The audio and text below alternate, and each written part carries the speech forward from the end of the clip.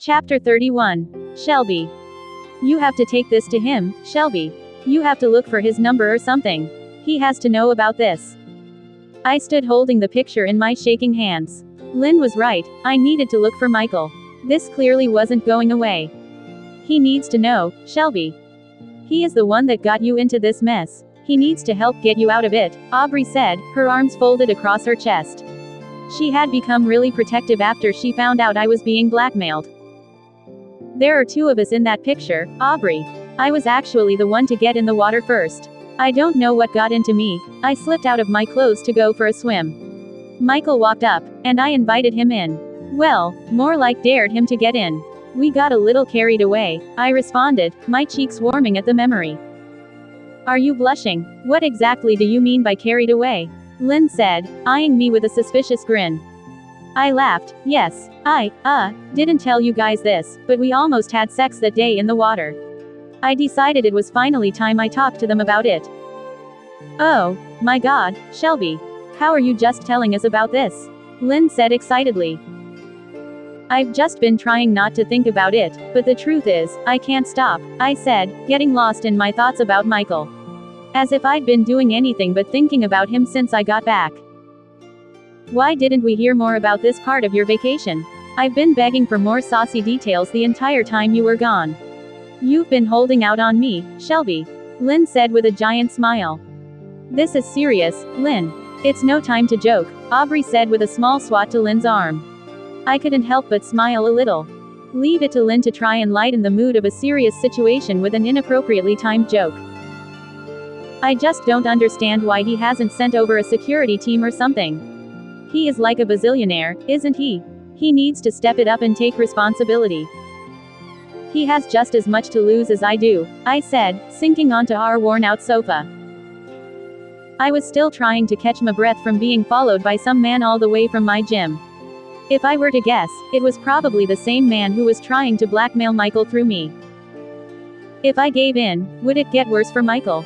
Who wanted to hurt him so badly, to go to the extent of not only blackmailing him, but stalking me too? Does he really? He has his money to protect him, Aubrey said. He probably doesn't even know this is happening, I said defensively. Then you need to let him know, Lynn said, stepping in. I know I need to, but I don't know how I should reach out to him. I wish that I could reach out with a phone call, possibly asking him to meet me somewhere in the city. But I had never gotten his number because he had always been just a short walk away. It had seemed unnecessary at the time. Then when I decided to leave, it was too late. I don't have a way to reach out to him. Could you ask Lauren for his number? Aubrey suggested. Even if I wanted to speak to her, which I don't, after the huge fight we had, I doubt she would answer me. Lynn pulled out her phone and started typing. A few seconds later, she handed her phone to me with a picture of a skyscraper and a New York address underneath. This is his office. Just go in and talk to him, Lynn said. Also, I can't resist, was he a good kisser? Aubrey laughed, smacking Lynn on the shoulder. I rolled my eyes, smiling. The redness making its way to my cheeks told them all they needed to know. The Express Air building towered above the skyline and over me on the street below. Men and women dressed in expensive suits rushed past me through the doors as I stood admiring the building's size. The inside was even grander than the outside, with white marble flooring stretching along the long row of black elevators. The businesswomen's sharp stilettos echoed off of the floor and bounced off the high ceilings, making it impossible to tell where each sound came from. I felt completely out of place and quickly made my way to the far side of the lobby, where a black letterboard listed the CEO's office on the top floor. The elevator button stayed illuminated for what felt like ages as I waited for the doors to finally open. The elevator filled quickly behind me, and I tried my best to disappear into the back corner. A few people exited off on the lower floors until I was the only one left. I was finally able to breathe again, and I tried my best to prepare what I was going to say to Michael when I finally saw him, after leaving as quickly as I had. Even though I was there to bring him horrible news, deep down, I was excited to see him again. I hoped he would forgive the way I left without a word, without explaining, and without a goodbye. Maybe he had been missing me the way I had been missing him. The elevator doors finally opened with a ding, and I took a confident step out. However, that confidence was dashed within seconds. "Are you lost?" the receptionist asked as I stepped out of the elevator. She was supermodel gorgeous in a tight black dress that hugged her every curve as though it was a second skin. She sat behind a large black desk in the middle of the room and stared at me as though I was a schoolgirl who had just gotten caught sneaking into the principal's office. No, she looked at me the way Lauren had when I told her Todd and I were together before they were. She flipped her perfectly smooth blonde ponytail over her shoulder as she waited for my reply.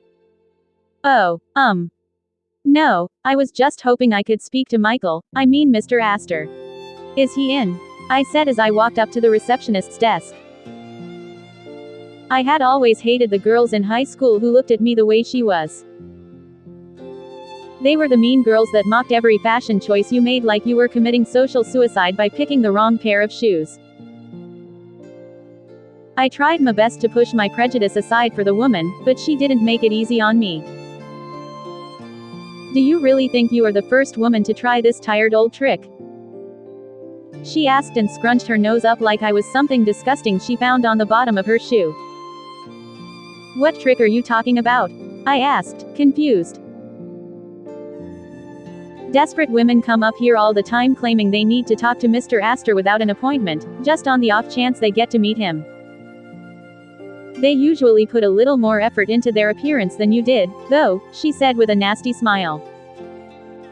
"Wow, that is not at all why I am here. I have actually met Mr. Astor before. I just need to talk to him for a minute." "Is he here?" I asked again. Maybe she was so mean because of her chosen hairstyle. If I had my hair pulled back that tight, it would have definitely given me a headache and made me a total nightmare to be around. If you really knew Mr. Astor, you would have set up an appointment. The people in his life know that his schedule is booked out solid for months. I can't let anyone back to see him without an appointment. That is how we keep the crazies at bay, she said as she looked me up and down.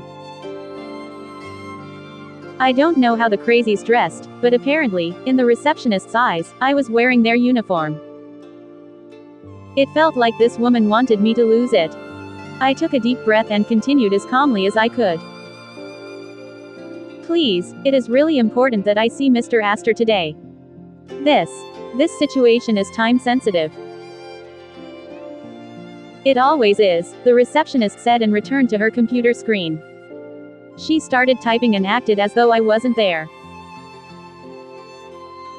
"I can call security if you can't find your way out of the building on your own," she shot at me, not looking away from the computer screen for a second.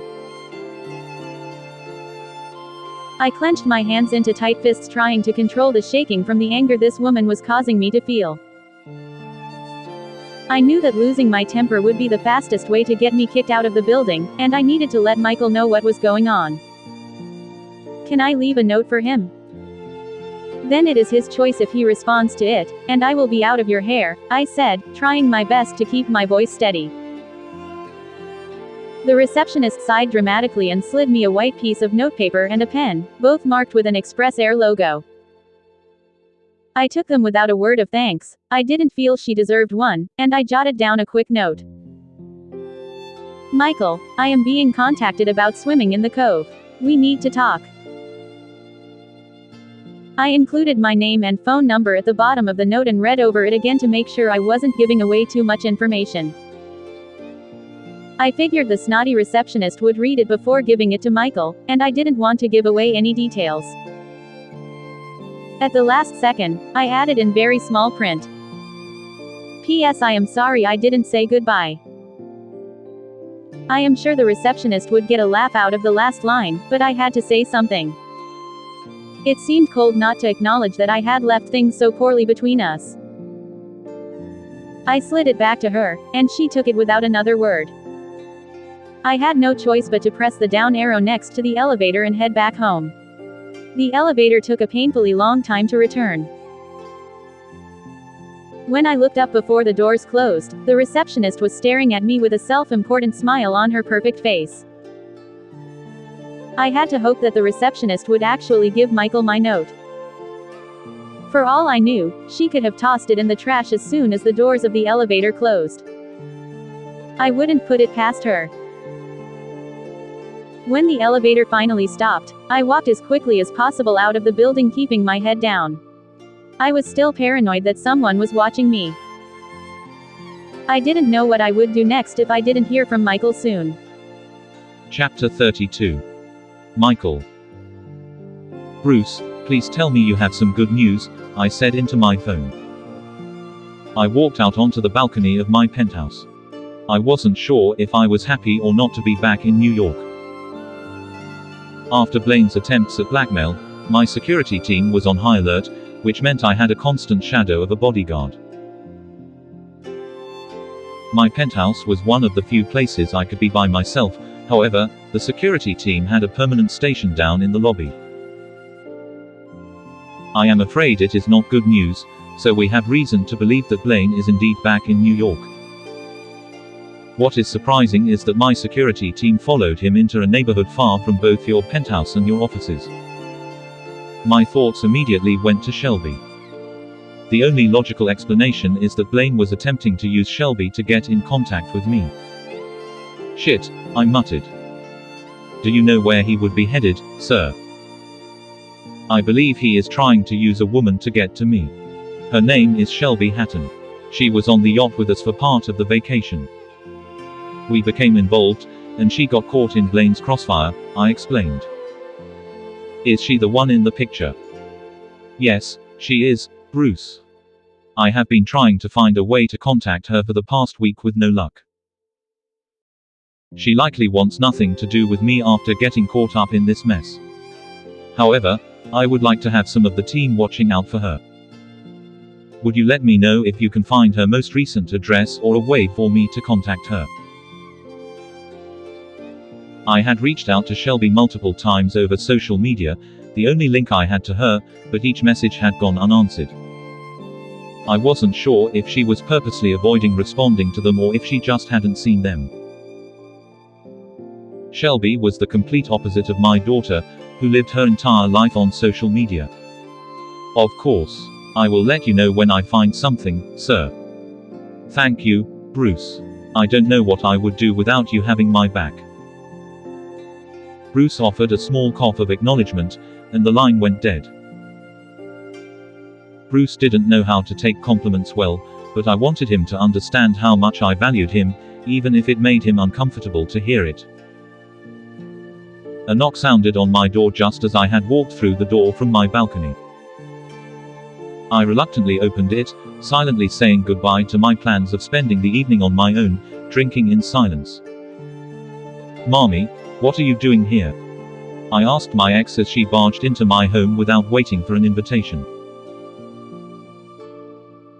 I needed to go over the budget for Lauren's wedding before I start finalizing the plans, she said as she made herself comfortable on my brown leather sofa.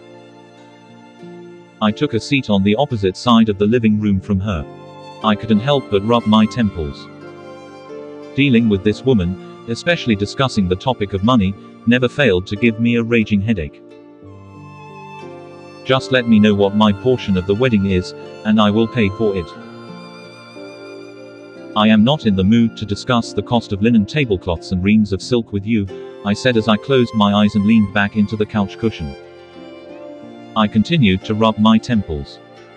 I hoped she would take the hint and leave, but Mommy was a woman on a mission.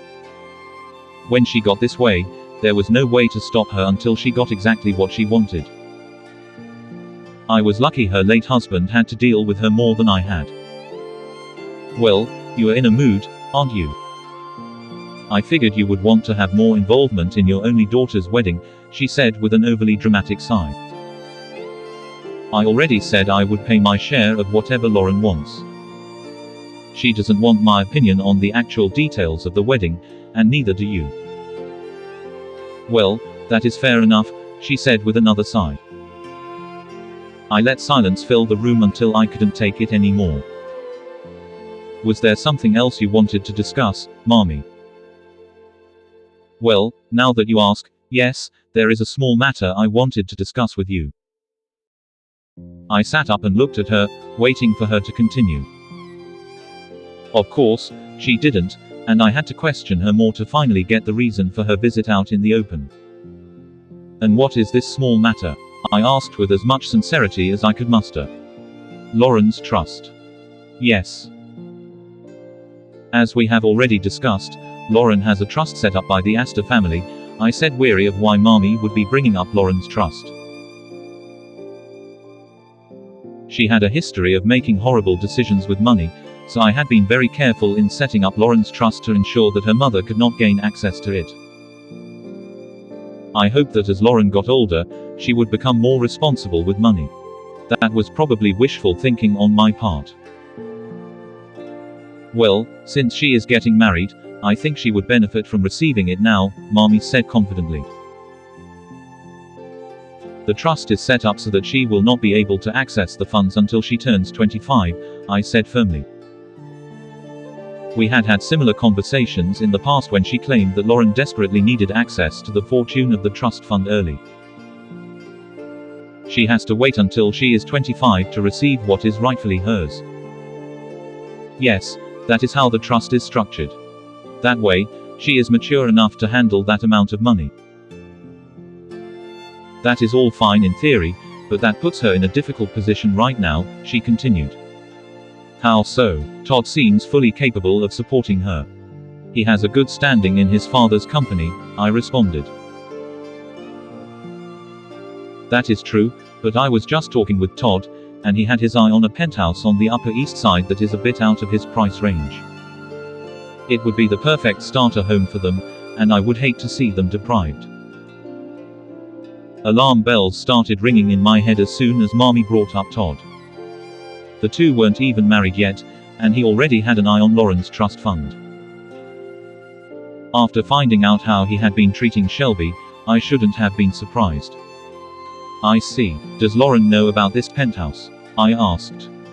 Of course not. Todd wants to surprise her with it as a wedding gift, she said, as though I was ridiculous for even asking. I will change the terms of Lauren's trust fund on one condition, I said, sitting up straighter and looking Mommy dead in the eyes. What is that? Her eyes widened, hopefully. I expected she figured I would need more convincing. Todd will sign a prenup. Everything that Lauren pays for will remain in Lauren's name alone. He will not have access to any of her trust fund money. You are being ridiculous, Michael. A healthy marriage can't operate like a business transaction. Those are my terms. If Todd doesn't like it, they don't have to get married at all, I said with finality. You would really take away your daughter's one chance at happiness over something as trivial as money. Mommy screeched at me. I found it funny that she found money trivial when she always seemed to have a huge emergency that required my financial assistance. If money is so trivial, then Todd should have no problem signing a prenup, I said. I doubted that Todd was my daughter's one chance at happiness. In fact, I had a sinking feeling that Todd would only lead Lauren into misery. The more I got to know Todd, the more sure of that reality I became. I would have approached Lauren about it if I had thought it would have done any good. However, Lauren was like her mother in that once she had decided on something, she would do everything in her power to make it happen. I can't believe you would be so selfish. You are going to ruin the surprise of the penthouse completely, and that will cast a horrible shadow over the entire wedding. You are going to ruin everything for Lauren. She has had enough to deal with in her life by losing one father figure. Now you are going to break her heart all over again. Mommy spat at me. I was used to her throwing her first husband in my face to get what she and Lauren wanted. She always played Lauren out to be the victim, forgetting that she was the reason that Lauren did not know her real father for the first 10 years of her life. The guilt used to work on me until I realized what Mommy was doing. Those are my terms, Mommy. You are not going to back me into a corner. If this was truly important to Lauren, She could come to discuss it with me, but I am not making any changes to her trust because you and her fiancé are conspiring together. I had rested my phone on the sofa cushion next to me, and a sudden vibration pulled my attention to it. A call from Bruce lit up my phone screen. "Excuse me, Mommy, I have to take this," I said, picking up my phone, happy for an excuse to get away from that unpleasant conversation. I walked back out onto the balcony, closing the door securely behind me. The last thing I needed was for Mommy to know anything about Blaine. She was pacing back and forth in my living room, clearly fuming from our conversation. "Bruce, what news do you have?" "Sir, I just got word that a woman matching the young lady's description just left your office. Apparently, she talked with the receptionist about needing to speak with you. The receptionist called security right after she left." "Thank you, Bruce," I said and hung up the phone. I sent a text to my assistant to send the car around, and I stormed back into my penthouse. "Where the hell do you think you are going? We are not finished here," Mommy yelled at my back. "Yes, we are, Mommy. I expect you to leave before I get back. I will give orders to my security team downstairs to forcibly remove you if you refuse." I left her to collect her jaw from the floor. I was not going to lose Shelby again. Chapter 33. Michael. My driver pulled up to the front of the Express Air building, and I immediately jumped out to scan the crowd for Shelby. I lived only a few blocks away from the office, and I left as soon as I'd gotten word that she had been to my office. If I was lucky, maybe I would catch her before she left. I stood in the middle of the crowded sidewalk and scanned the surrounding street. Just across the street, I caught a glimpse of bright red hair. My heart skipped at the chance that it might be her. My designer dress shoes slapped the pavement hard as I tried to make up the distance between us. I did my best to avoid a collision with the other pedestrians as I ran, but I knew I was doing a poor job of it, hearing the mutters of frustration in my wake. Despite knowing I was being rude, I pushed myself harder as the gap between Shelby and me started to lessen. I was halfway down the block from her when I saw her tiny arm shoot up, hailing a taxi. I had to reach her before one of them stopped to pick her up. I was 10 feet from her when a bright yellow car pulled up in front of her, and she opened the back door. "Shelby, stop," I yelled as I raced toward her. She bent her head to enter the cab, and I grabbed her wrist just in time. "Excuse me," she responded. "Shelby, please, I need to talk to you." "I am not Shelby," the woman said as my eyes finally landed on her face. Clearly, not Shelby's. "Shit, I am so sorry, Mom." "You should be," the woman chided me as she yanked her wrist from my hand and slammed the cab door shut. I made the long walk back to the entrance of Express Air, catching my breath along the way. I silently got in an elevator, ignoring the buzz of my employees, numbly answering some of the greetings with a slight nod. Luckily, many of the employees were too busy to notice their boss sulking through the lobby and hallways. The elevator pinged at the top floor, and I took a step out into the waiting room of my office. I noticed at that moment that I had scuffed my shoes in the chase for the "not Shelby" woman. There went a perfectly good pair of $5,000 shoes. "Good morning, sir," my receptionist Tabitha said as the elevator doors closed behind me. "Tabitha," I answered with a small nod. I was still angry with her that she had called security on Shelby, but I wouldn't get the information I needed from her if I automatically started scolding her, so I held off. "Can I get you anything, sir? I wasn't sure if you were coming in today." "No, that is quite alright. I wasn't planning on coming in today. Did anyone come by for a meeting with me today?" I asked, hoping she would tell me about Shelby stopping by. "No one of any importance, sir," Tabitha said with a seductive smile as she grabbed a water bottle from the mini fridge under the reception desk. She cracked the seal and handed it to me. I took a mental note that Tabitha was purposely not telling me that Shelby had come looking for me, which I knew from the explanation she had given the security guard. I figured that might be a sign I needed a new receptionist. I took the water bottle from Tabitha's outstretched hand, maintaining my stern exterior. "Are you sure? I expected a visit from an old acquaintance." "She was supposed to stop by today," I said with a calculating stare. "Oh, we did have someone stop by," Tabitha said, fidgeting slightly under my gaze. "I didn't catch her name, though." "Did you happen to catch what she stopped by for?" I asked.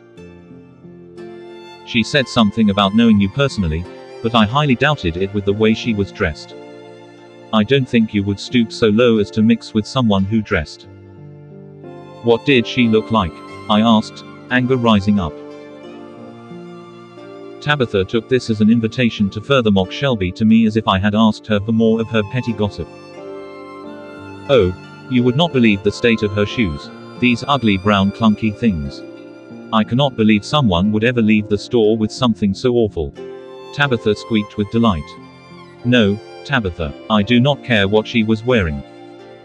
Why on earth would you think I was so shallow as to only care about the clothes on a person's back?" Tabitha looked as though I had physically smacked her. She looked away from me without saying a word and slid a note from underneath her keyboard. She held it in her hand and nearly flicked it at me. She left this note, her flirty tone had completely changed, and I could tell she was trying very hard to keep her voice professional. "Thank you, Tabitha," I said as I took the note from her. I walked into my office and closed the glass doors behind me. I carefully flipped over the note in my hand. "Michael, I am being contacted about swimming in the cove. We need to talk. P.S. I am sorry I didn't say goodbye."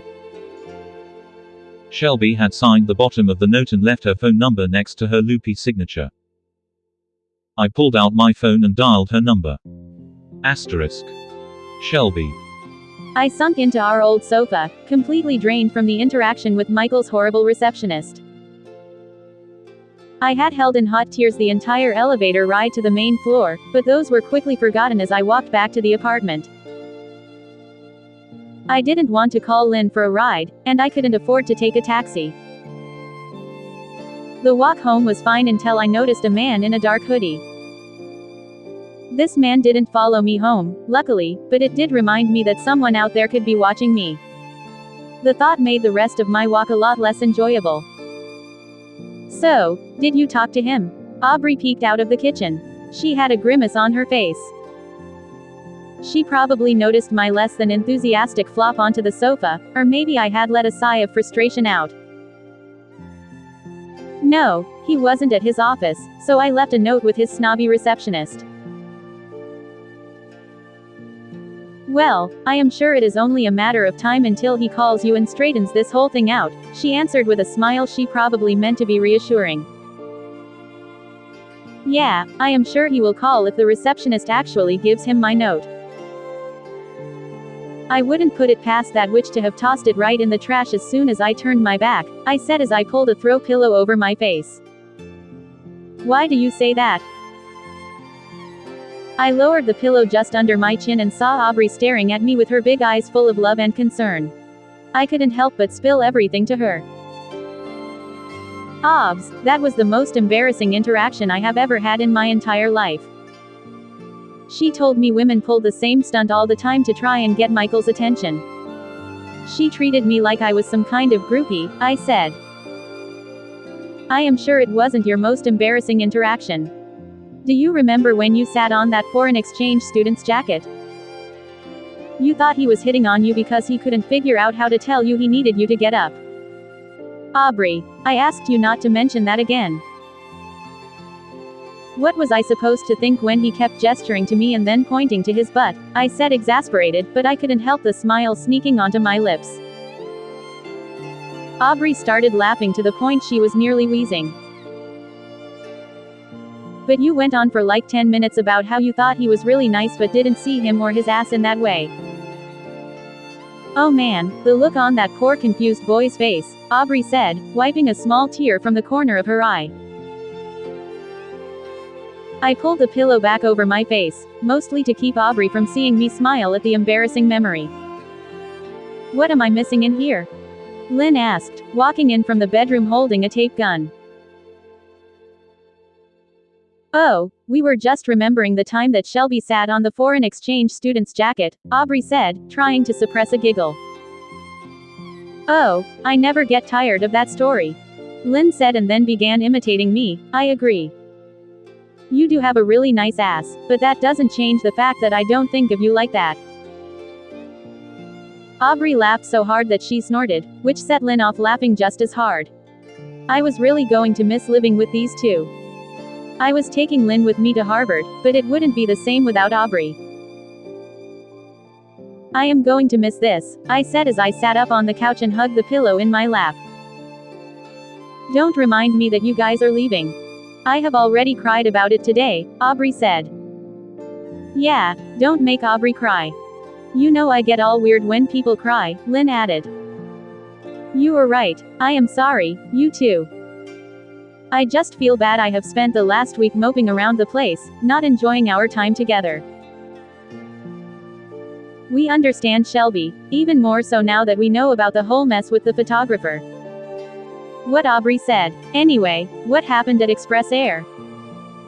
I am guessing you didn't get a chance to talk to Michael, or we wouldn't be having this conversation right now. No, he wasn't at his office. His horrible receptionist made fun of me and would only let me leave a note for him. I don't even know if she will give it to him, so all I can do now is sit and wait for him to call, but that is probably a long shot. I am sure he will call Shelby, Aubrey said, coming to sit next to me on the couch. It is only a matter of time.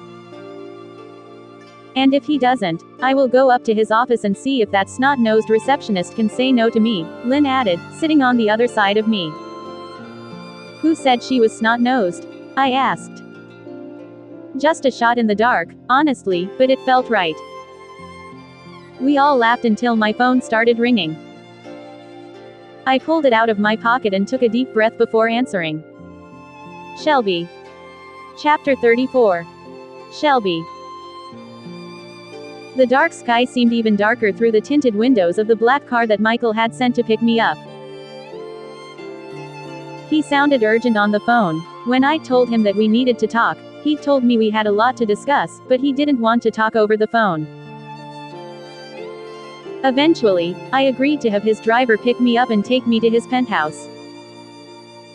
Secretly, I was glad that he suggested meeting in person. I didn't want to go over everything and why I'd left without saying goodbye, with my two roommates listening to every word of our conversation. Lynn acted as though my life was more interesting than all of the reality TV shows she binge-watched every weekend. The car was just as luxurious as I should have expected after seeing all of the amenities that the Astor family was used to, but I still was surprised at how supple the leather seats were as I slid across them for my long ride across New York. It was nice to spend the drive relaxed and not on the edge of my seat, afraid the cab driver was going to hit a pedestrian trying desperately to cross the street. I reminded myself not to get comfortable with this type of luxury, it wasn't going to last. Is there anything I can do for you to make the drive more comfortable, Miss Hatton? Michael's driver called back from the front seat. No, everything is perfect, thank you, I answered. There are snacks and beverages stocked for you if you change your mind. There was sparkling water in the cup holder next to me, mysteriously maintained at the perfect temperature. I cracked the seal and let the bubbles tickle my throat as I watched the skyscrapers pass by my window. I should have guessed that Michael's penthouse would be on the Upper East Side, but I couldn't help but stare at the buildings and how extravagant everything seemed compared to my dumpy little neighborhood. The driver pulled to a stop in front of a tall building and got out to open my door for me. The night sky was littered with stars, which were muted by the bright lights of Michael's building. A doorman dressed in a uniform opened the front door for me and escorted me to the elevator, where he pressed the button for the penthouse and backed out with a lift of his hat. I rode the elevator in silence, my heart beating increasingly faster as I passed each floor with a ding of the elevator. I couldn't help but wonder if Michael was angry with me for leaving the Bahamas without so much as a word. I hoped it hadn't hurt him, but after my fight with Lauren, I couldn't stay, and I knew that Michael and I could never have a future together, especially when his only daughter hated me. Worst of all was the reason I was at his home in the first place. I couldn't let him risk his reputation for me. That photographer didn't need to have the opportunity to take more pictures of us together. I was convinced I wasn't worth the risk. The elevator stopped at the top floor, and the doors slowly slid open to reveal Michael's front entry, a set of floor-to-ceiling glazed glass doors. I rang the small buzzer, and a few seconds later, Michael's unmistakable form approached the glass. "Shelby," Michael said with a warm smile as he slid the door open to reveal his face. I was relieved to be greeted so warmly. I had told myself over and over again on the ride over that I couldn't pursue anything with Michael, but as soon as I saw him, I had to fight to suppress my feelings for the man. "Michael, it is nice to see you again. Thank you so much for sending a car, although you really didn't have to." "I know I didn't have to, but I wanted to," Michael said, reaching out his hand to me. After a slight hesitation, I took it, and he led me into his penthouse. The interior was decorated in a modern style with sleek lines and crisp edges, giving the entire space a clean and wealthy feel. A large statement dining room table took up a large portion of the space. It was glowing from the tiny flames of tea light candles spanning the entire length of the table. The light flickering off all of the surfaces added a subtle softness to the sharp lines of the room. Michael pulled out a chair for me. "I don't know if you have eaten, but I had my chef prepare a little something before he left for the night." "I can always eat," I said with a small smile of thanks before he disappeared into the kitchen. He returned with 2 artful plates of filet mignon and asparagus spears. He set a plate in front of me and the other in front of the chair directly across from me. He poured a generous glass of wine for each of us before taking his seat. "This is absolutely beautiful," I said as I glanced around the room. "It is, isn't it?" Michael said, looking around the room, too, before continuing. "Honestly, I tend to forget how nice this place is. Typically, when I am in New York, I get so wrapped up in work that I forget to enjoy it." "Well, you should slow down more often," I said, not exactly sure how friendly to be with the man I'd almost slept with and then ghosted. "Well then, to more happy nights," Michael said, raising his glass to me. I sighed, not picking up my glass to meet his. "Michael, don't you think we should talk about the photographer? We can't act as if nothing happened." Michael sighed, too, and set his glass back down on the table. "I know that we need to talk about what happened. I am sure you have a lot of questions for me. I'm honestly surprised that you even agreed to come here after everything my family and guests put you through. I just wanted to spend some time with you before we had to talk about all of that unpleasantness." I was shocked that Michael was worried about me not showing up. He always seemed so confident and put together. The entire time I had been worried he wouldn't want to see me again when he was worried about the same thing. "I was afraid you wouldn't want to see me again," I admitted sheepishly. "Shelby, I would have to be crazy not to want to see you again." Heat burst into my cheeks, and I was thankful that the light was low enough to hide my blush. I have mentally kicked myself every day for not going to you right after I got back from chasing off that photographer. Then, when I woke up the next day, I found out you were gone, and it was too late. After that, I figured you needed some space, understandably. "Your vacation was anything but relaxing," Michael said as he rubbed the back of his neck. I should have at least stayed to say goodbye, but at the time, I didn't feel as though I could stay.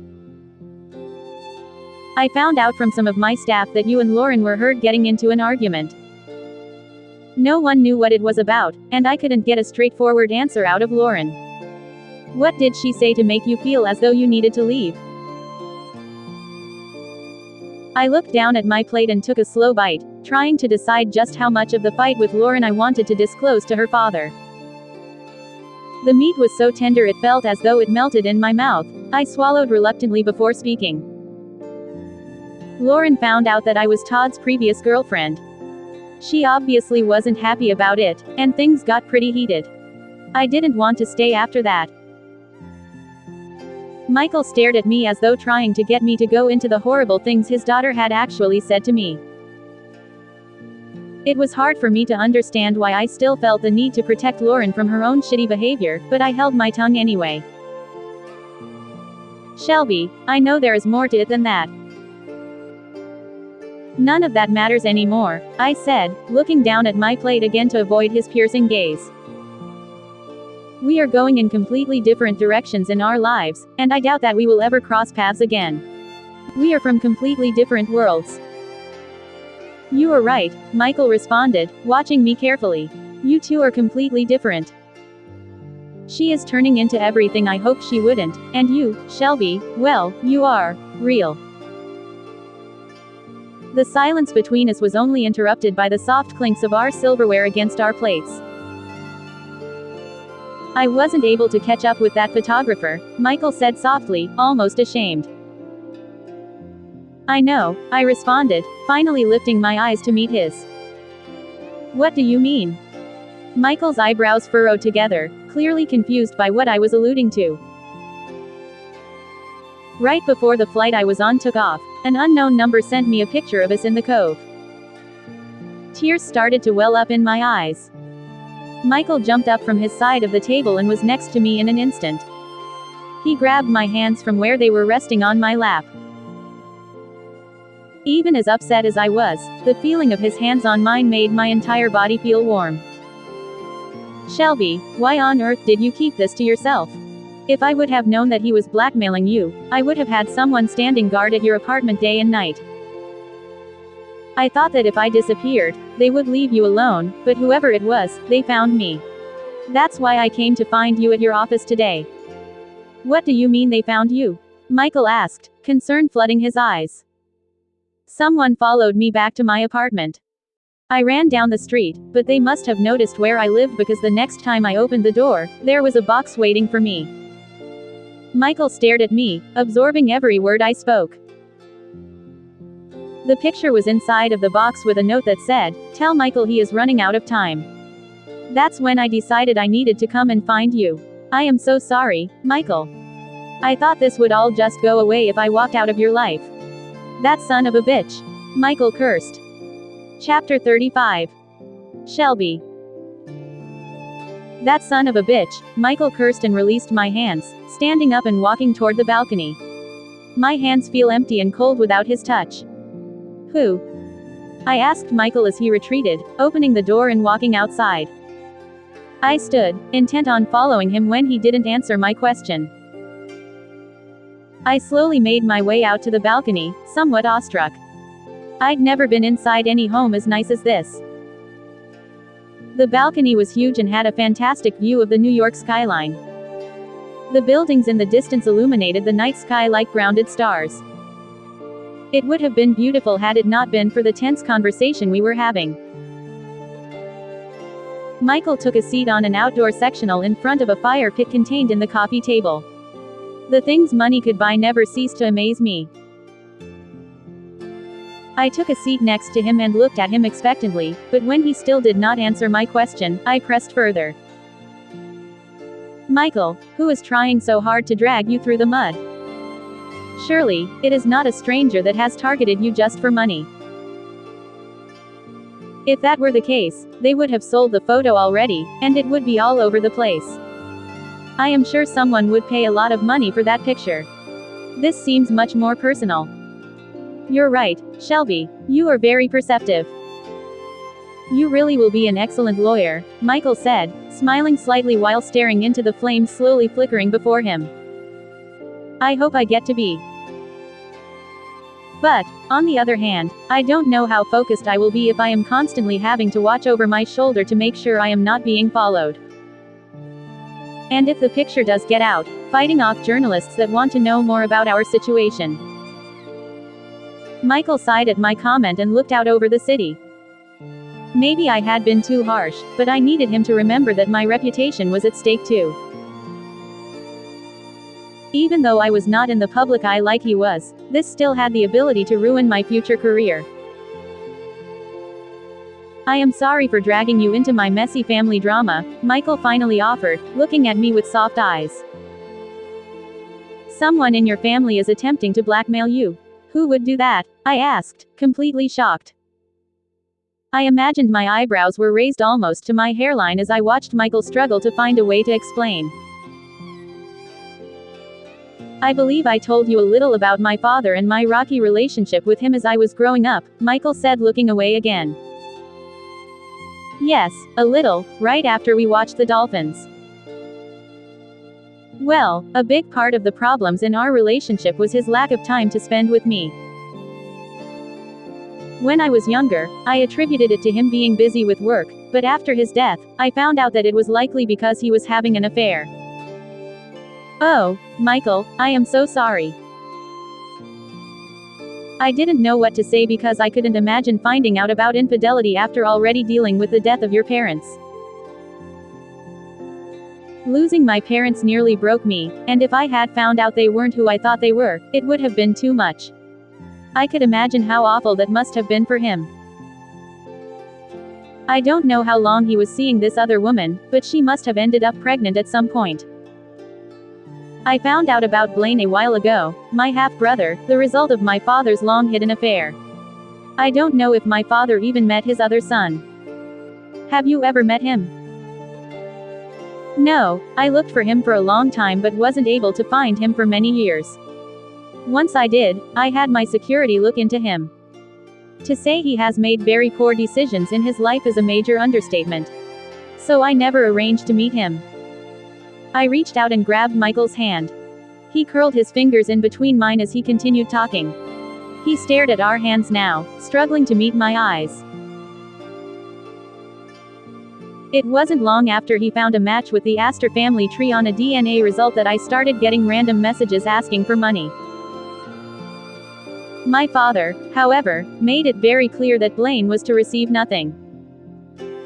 Then, after getting no response from me, he started going after my family members with threats.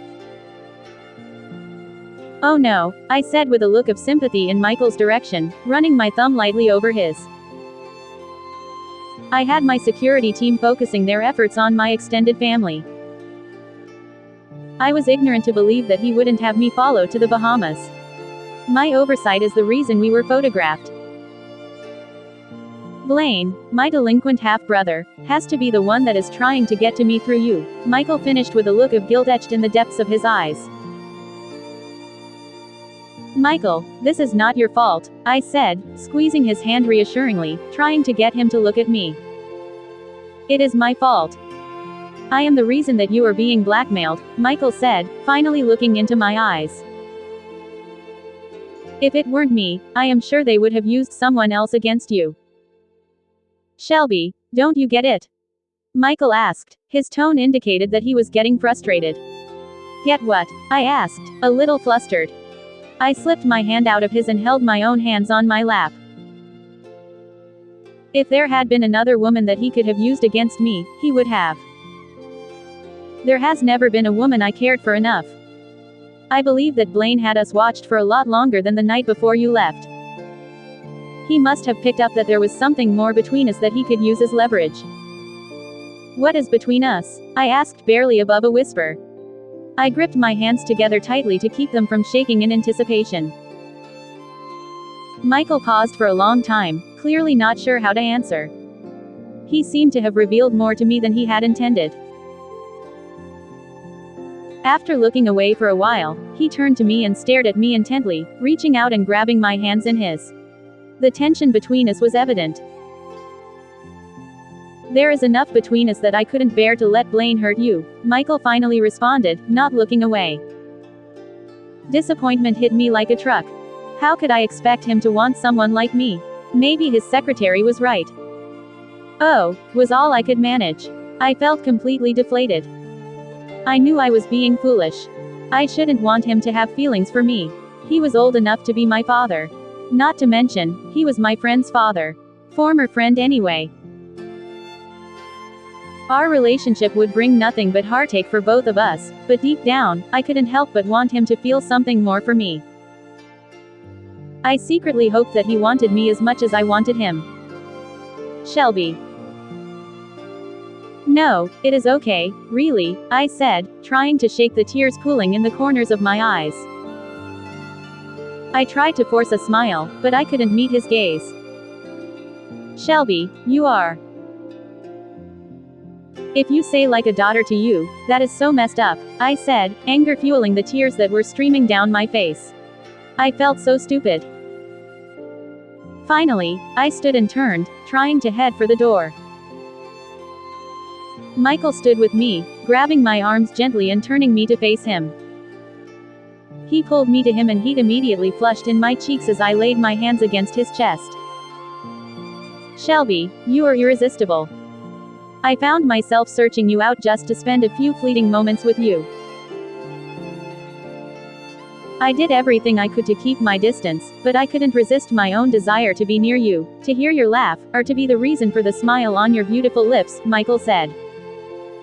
My heartbeat fluttered in my chest, and I had to remind myself to breathe. It was difficult to focus on his words when he had my head swimming in possibilities. He was intoxicating, his familiar scent drawing me in further. And that day that I took you to watch the dolphins, I knew that all my efforts were pointless.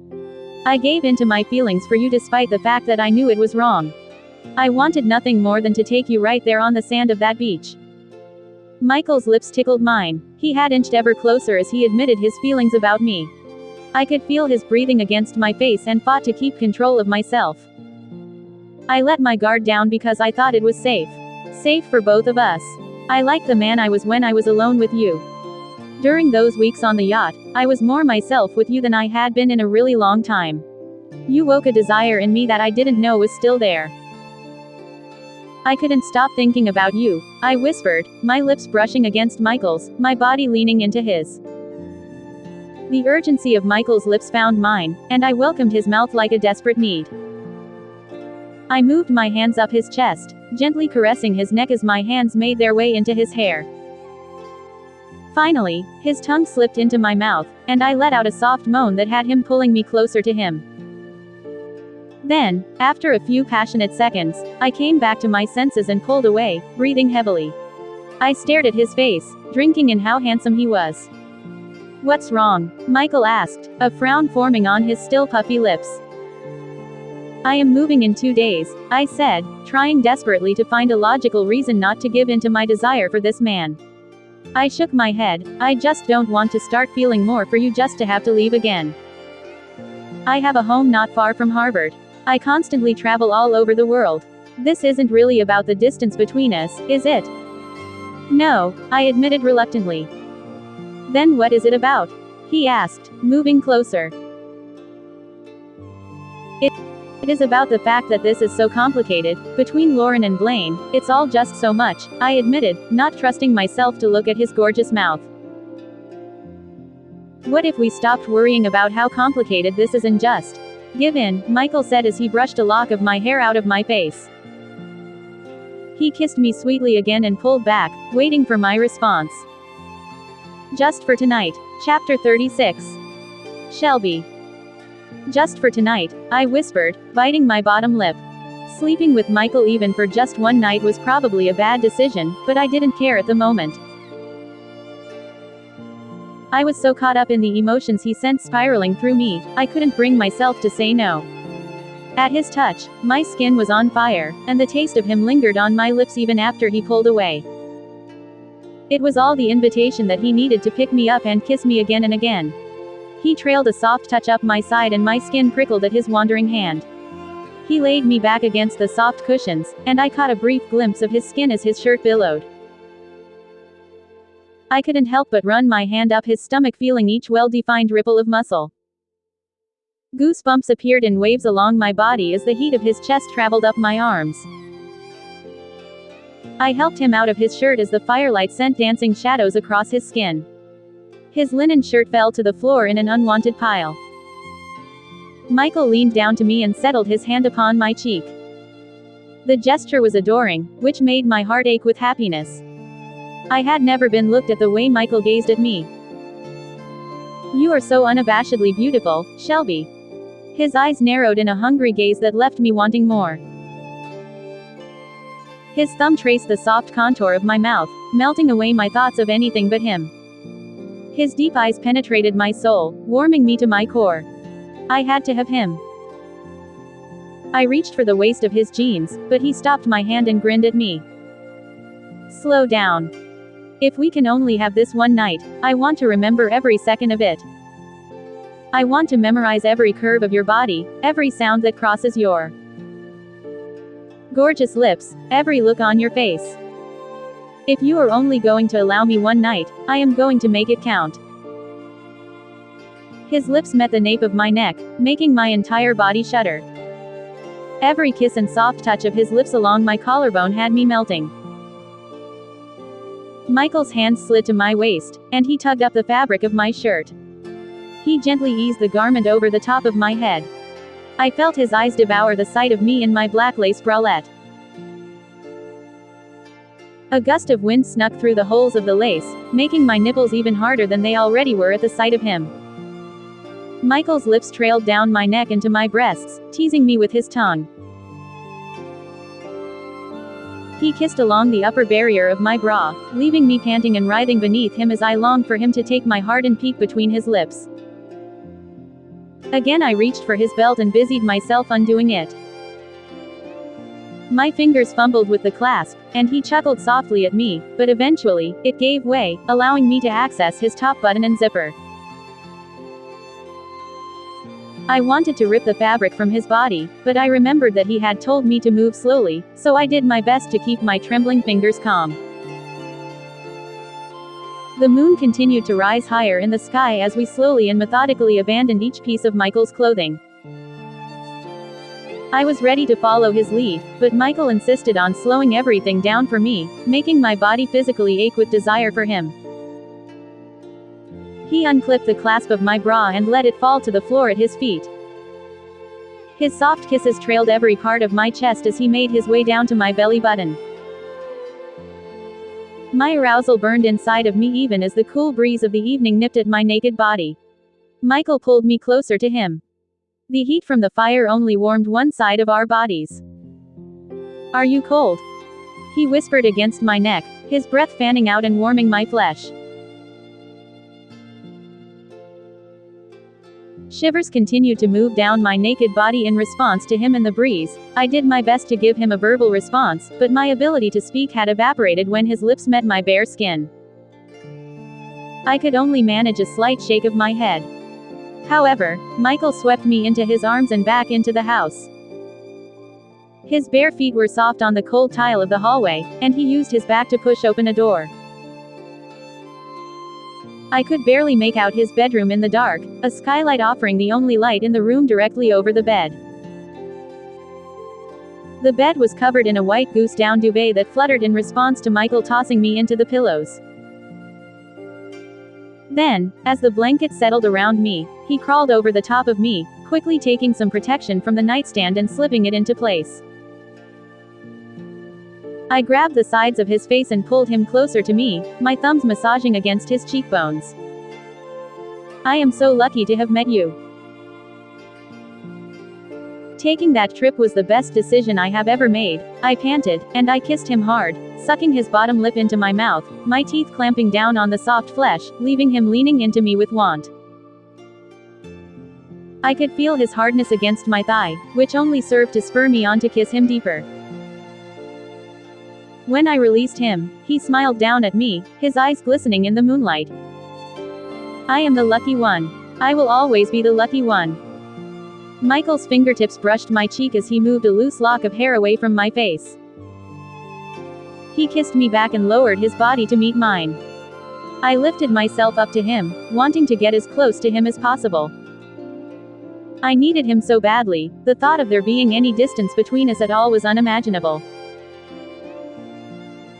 His need for me was also apparent, and he pressed himself closer to me, his hardness poised at my entryway. The heat of our bodies mingled in the warmth of his bed. I gripped the duvet cover in both of my hands, anticipating him pushing inside of me, but he was still gazing down at me, taking his time. I was unable to fight my longing for him for another second, so I didn't. With both hands, I gripped his muscular back, spreading my legs wider to welcome him in. His smile shifted to a smirk, and then, he was moving inside of me. My head tipped back, and an ethereal moan left my lips as he filled me completely. Michael took his time with this as well, creating a smooth, steady rhythm that had me hanging onto him as my only grip left on reality. My hands trailed down to his firm ass, and touching him in such an intimate place sent another shiver of pleasure through my body. Before long, I felt my body begin to spasm around him, and it was all I could do to keep oxygen in my lungs. Michael's lips were on my neck, and I could feel him increasing his pace to match my moans as I tumbled over the edge, crying out his name in a voice I didn't even recognize as my own. Michael kept me at my peak for what seemed like an eternity. By the time he tightened up and grunted a few times, filling me with warmth, I could hardly handle the intensity of what he was doing to my body. After Michael finished, he didn't move off of me right away. Instead, he kissed me softly, taking his time, his tongue dancing around mine, as if he were savoring the taste of me. When he finished, he kissed me a couple of more times, quickly, and then moved so that he was resting next to me. He pulled me to his chest, cradling my head against him and running his fingers through my hair. I nestled against him, wrapping an arm around his chest. I wanted to tell him all of the emotions I was feeling in my heart, but I didn't dare. We had said just once. How could I lie in his arms and tell him I loved him when this wasn't just our first time making love, it was also goodbye? I couldn't do that to him. So, instead, I lay there in his arms, letting my heavy eyes close, listening to the rhythm of his heart and his breathing, wishing this was just the first time and not the last, but nothing could be done to change our circumstances. This would have to be the end. I woke up a few hours later, and Michael was still awake. I knew by the look in his eyes that he wanted me again. My instincts said no, we shouldn't do this again, but the fact that we had already made love once, and the night wasn't over, spurred me on. Before I could stop myself, I was mounting him, and with him buried deep within me, I rocked my hips, letting that feeling of euphoria wash over me again. We continued to make love for hours until we were both exhausted. Finally, I began to fall back to sleep and settled next to him, but my mind was too busy to let me fall asleep completely. I watched the look in Michael's eyes as he looked over at me. My breath slowly started to settle back to an average pace. He stared at me as though he couldn't look away. The soft glow of early morning dusted the starlit sky. He kissed my lips so softly I wasn't sure if it was real or if the entire steamy night had been a dream. He laid his head back on one of the many pillows and closed his eyes. A small hint of a smile still lingered on his lips. Michael wrapped a soft blanket around my naked body in a protective way. I melted into his side and could feel his heartbeat syncing with my own. I listened to the steady rhythm of his breaths until they slowed. I knew he had fallen asleep. Despite the heaviness of my eyelids, my mind didn't want to rest. Michael had a way about him that made me feel safe, wanted, and, dare I think it, loved. I hadn't felt that way in a long time. This one night with Michael put 3 years with Todd to shame. I couldn't see myself ever finding any man as wonderful as Michael again. I felt a piece of my heart break, knowing this couldn't last, that I wouldn't let this last. Knowing that everyone in Michael's life would make sure that we wouldn't even get a chance to try. I didn't want the ugliness of reality to ruin the perfect night we had shared. Michael was right. If we were only going to have one night together, we needed to make it count. Rather than giving in to my thoughts, I closed my eyes and fell asleep in his arms. Chapter 37. Shelby. When I woke up, it took me a few moments for my eyes to adjust to the morning light streaming through the skylight. I was at Michael's house, in his bed. The smell of his sandalwood cologne lingered on my skin and the silky sheets. I rolled to my side and realized that I was alone. I sat straight upright, holding the sheets to my bare chest, as I looked around the room. The door was cracked open, and I could hear the clinking of dishes coming from down the hall. I draped my legs over the side of the bed, scanning the floor. After an unsuccessful search, I realized my clothes were still on the balcony. I made my way into what I assumed was Michael's ensuite, pulled one of his shirts from the closet, and slipped it over my shoulders. After rinsing my face in the sink, washing away yesterday's makeup, I silently made my way down the hall back to the kitchen. Michael was humming a light tune while he was scrambling eggs in a frying pan. I stood and watched him as he continued cooking, humming to himself, and occasionally smiling. My heart lifted at the thought that those smiles were for me. "Good morning," I said in a light-hearted tone, pretending as though I hadn't been watching him. "A very good morning," Michael answered with a small wink. "I hope you don't mind that I borrowed this. I couldn't seem to find my clothes this morning." Michael laughed and split the scrambled eggs onto 2 plates. "It looks a lot better on you. You can borrow it anytime you like," he said, not taking his eyes off of me. "Oh wow, you cook too. What can't you do, Michael?" I asked and took a bite of eggs into my mouth. Michael pulled out a paper bag full of pastries and placed each one carefully on a plate. "Eggs are just about the only thing I can cook. I usually have a black cup of coffee on my way out the door, so my cook doesn't come until later. I always like to keep a few of these on hand, from the bakery down the street." Michael passed me the plate full of pastries and I picked out a fluffy croissant. When it was just Michael and me, it was easy to forget that he was insanely wealthy and amenities such as personal chefs were his norm. "I would love a cup of that black coffee if you have it on hand." I smiled and broke the croissant in half, inhaling the buttery scent. "How did you sleep?" Michael asked, pouring me a mug full of coffee. "I slept amazingly. You'll have to tell me where you got your sheets. They are so soft," I teased and hoped I didn't blush. Michael chuckled and sat down next to me, placing the coffee in front of me. He brushed back a piece of my hair and tucked it behind my ear. The simple action sent another wave of heat through me, and I had to remind myself not to get used to this. I swallowed hard. "How did you sleep?" I asked. "The best night's sleep I have gotten in a long time," he said with a smirk and a glance in my direction. I felt my cheeks burn at his insinuation. "Me too," I admitted, thinking about how great it felt just to sleep next to him. I took a sip of the steaming coffee and continued working on my plate. "So what have you been up to since I last saw you?" Michael asked, as though I had not run away without saying goodbye. "I have just been packing up the apartment and trying to remember everything I need to do before the move." "Did you get everything taken care of that you needed to?" Quote.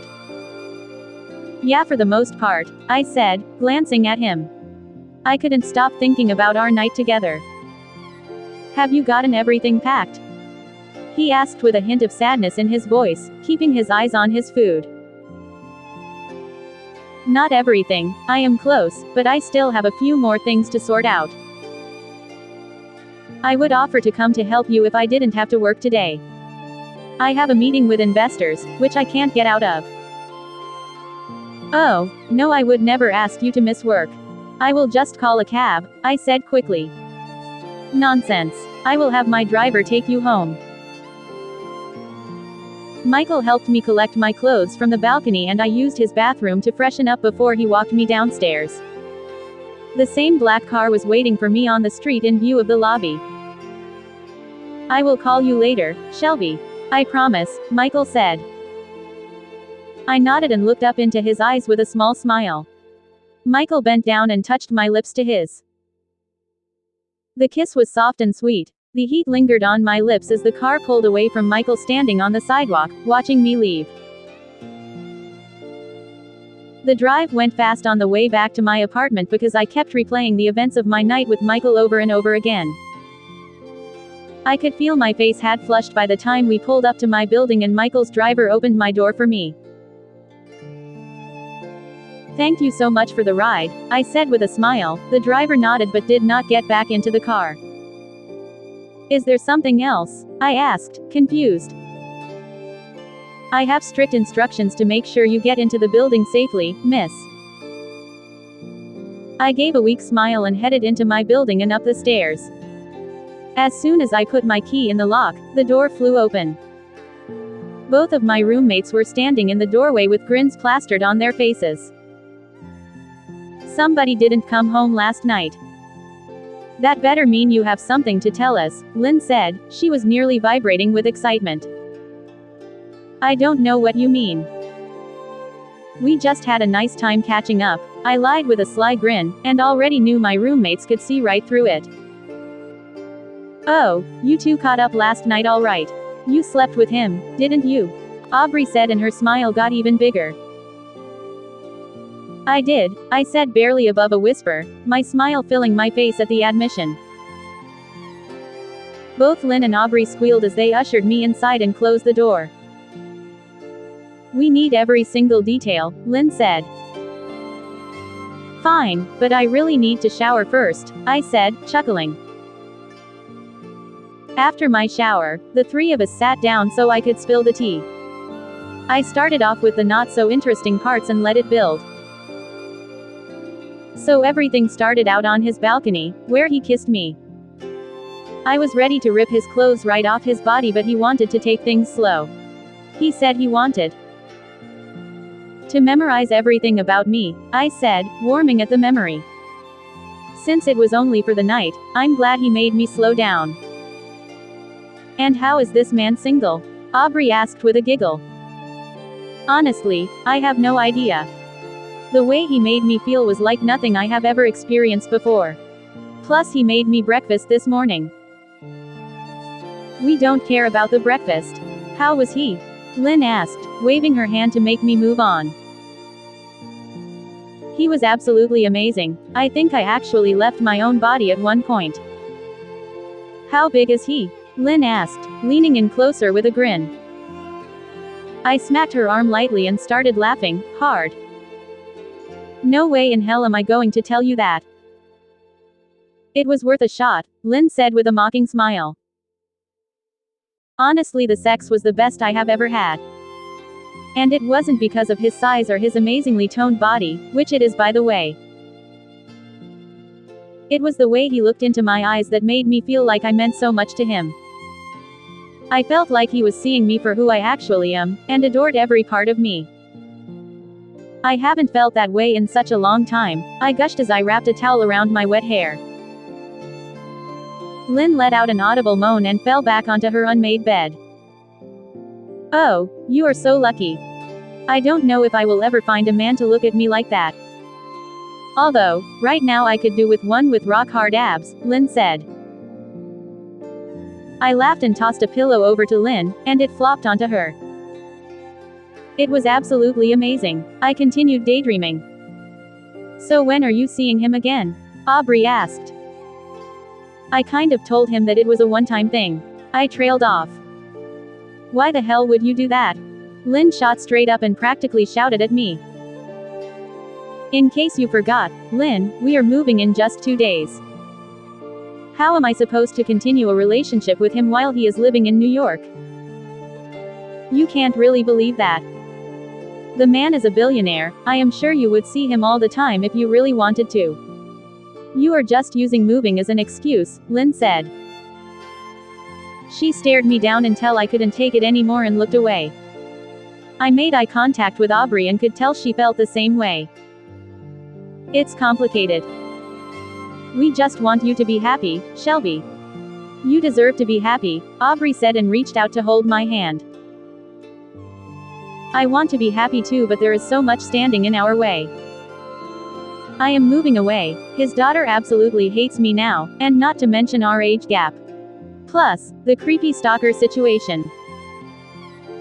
It doesn't matter how messy it is if he makes you happy," Lynn offered. I sat in silence as I soaked in their support. A knock on the door echoed through the entire apartment, making my heart beat faster. We all looked at each other with apprehension. I rushed to the door expecting Michael to be on the other side. I was ready to tell him that I wanted to give us a shot. There was no one at the door, so I stuck my head out and looked down the hallway, but still discovered nothing.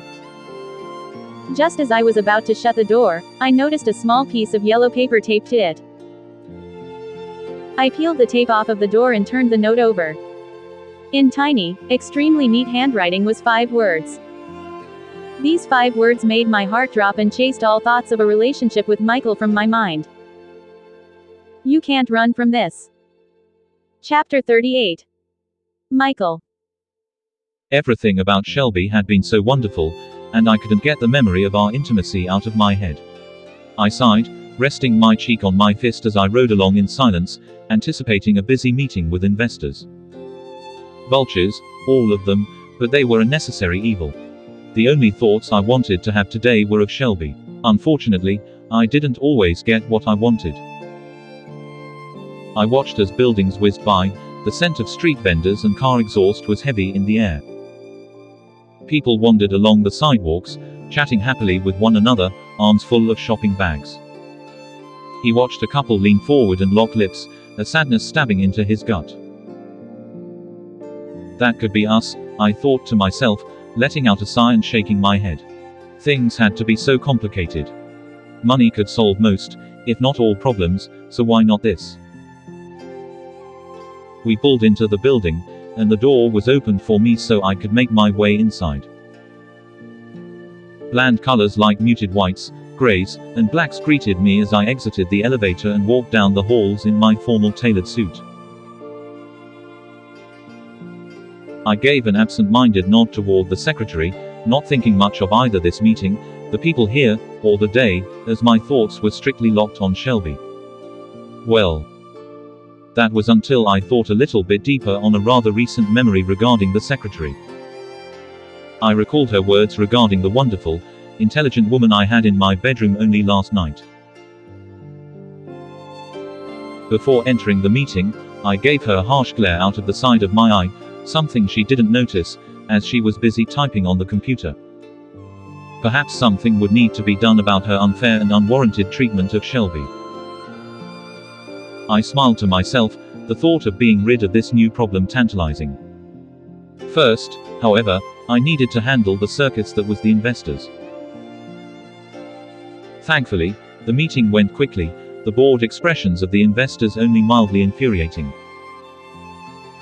It took a lot of determination and hard work to run this company, so to see people a bit less enthusiastic made my stomach clench with annoyance.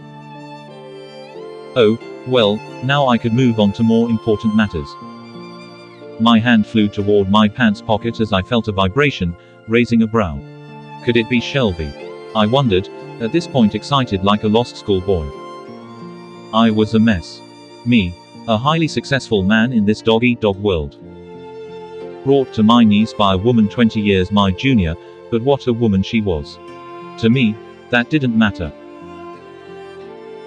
I brought out my phone, my heart fluttering and a grin widening across my face as I realized the message was from Shelby. Perhaps she was texting in order to work things out. I had been interested in her before, with obvious worries due to the age gap, but was now convinced that if we wanted to, we could work things out.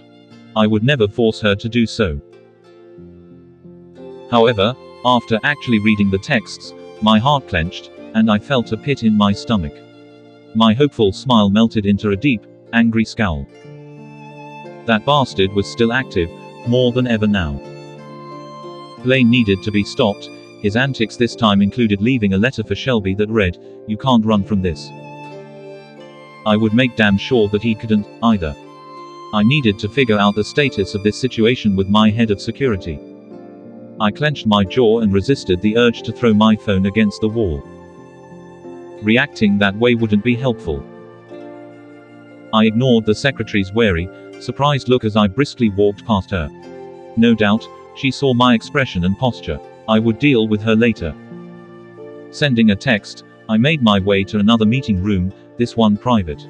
I waited for Bruce to enter, taking a seat myself and leaning back in a cushioned chair. He did, after what felt like hours but could only have been minutes. "You want updates on the Blaine situation, sir?" he asked, causing me to give a curt nod.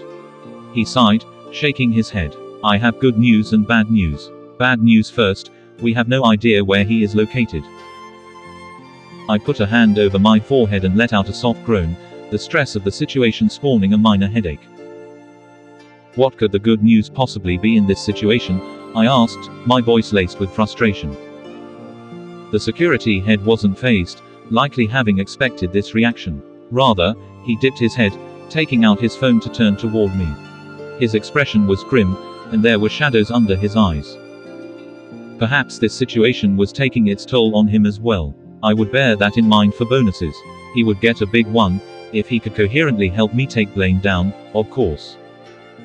"We're sure the pictures have not been released to news outlets. My team has been watching this issue like hawks. No sign of the media getting the grubby hands on this. Your reputation is safe for now, sir," he explained. I sighed, muttering, "It isn't my reputation I'm worried about." I shook my head, holding my face in my hands and thinking for a moment. After composing myself, I looked back toward him and gave a nod. "Thank you for your hard work. I hope we'll be able to find him soon. He's been making my life a living hell, and I want to put a stop to it." Anger swelled in my chest at the lack of progress despite the good news, and not at the head of security by any means. I knew that the team was doing their best. Those not doing their best, however, were about to get punished, and hard. I ran my fingers through my hair, making my way out of the room and dismissing Bruce back to his current position. Now, I was headed toward the front desk, my jaw tightened and my expression twisted into an incredibly deep scowl. I approached the secretary, who was leaning back, likely slacking off as she sometimes did. That was whatever to me, as long as she got her work done. Insulting Shelby, however, was not included in her job description, and it told me how she thought of, and treated people in general. I snarled at her, "You're fired." "What? But, sir, Did I stutter? I asked dangerously. "Out, now. You have 5 minutes to grab your things and go. If I return and see you here, I will address this with my head of security." "Can you at least tell me what I did?" she asked, pouting as she stood up. "Yes. You insulted someone who is very important to me because you thought you were better than her. Maybe this will teach you a lesson about treating people poorly. Now, out." She stared at me with a mixture of anger and horror, the latter expression doubtlessly winning out. There was no way she could touch me, not with the amount of power I held. One moment she was on top of the world, abusing those below her, and the next, she was below the woman she mocked. Hopefully I wasn't emulating that. I pondered this for a split second, but then shook my head. No. She deserved this after the treatment of Shelby, but beyond that, it again showed that this behavior was likely not limited just to the one woman I cared for. I made my way into another room, taking a few turns in the hall before arriving at my assistant's desk side. My angry expression faded into one that was far more apologetic when I saw her typing away, stacks of papers to be organized on her desk. She looked up, puzzled, and tilted her head. "Sir?" she asked, taking her hands off the keyboard and leaning back. There was no fear in her gaze, like some when they looked upon me, given the position I held. She knew me well enough that if she was actually diligent with work and a good person, I would return the kindness. Unfortunately, she was about to have something added to her workload. Guilt twisted in my stomach, but nothing could be done about that. "I need a new secretary," I sighed. I added, quickly, "I'll compensate you for your stress. I promise. A large bonus. I know it's a lot, and I truly appreciate your work." His assistant sighed, glancing back to her computer. The slightest hint of frustration crossed her face, and I could have sworn the circles under her eyes got just a bit darker. Then, however, she smiled, letting out a chuckle. "Sure, Michael, I will get right to it. An extra day off or two added onto this bonus may help all of this stress, though. After we sort out the secretary thing and other pressing problems, yes. A week off, fully paid, and that bonus. How does that sound? I asked hopefully. She grinned, giving me a thumbs up. I sighed in relief, glad that at least, that was taken care of. Glancing at the time on my cell phone, I realized I had lunch with Todd and Lauren. What fun that would be. Seeing Todd again after everything I'd learned about him was less than appealing. I got into my car, leaning against the door and staring out into the bright, sunny day. What I wouldn't give to be with Shelby right now, learning even more about her, talking about plans for the future. I licked my lips, shaking my head. Speak of the devil, though. On my way to the restaurant for lunch, my phone rang once more, and it was Shelby. My heart fluttered seeing her name, but I knew this was serious. Hello, I asked, a hint of caution in my tone. Michael, Shelby breathed from the other line. You got my text, right? I'm so scared. Can we please talk? I really want to see you again to go over this. Yes, we can, I confirmed, happy to be able to see her again, but sad to hear the stress in her tone. Given the circumstance, it was understandable. I'll have Bruce pick you up. See you soon. Chapter 30.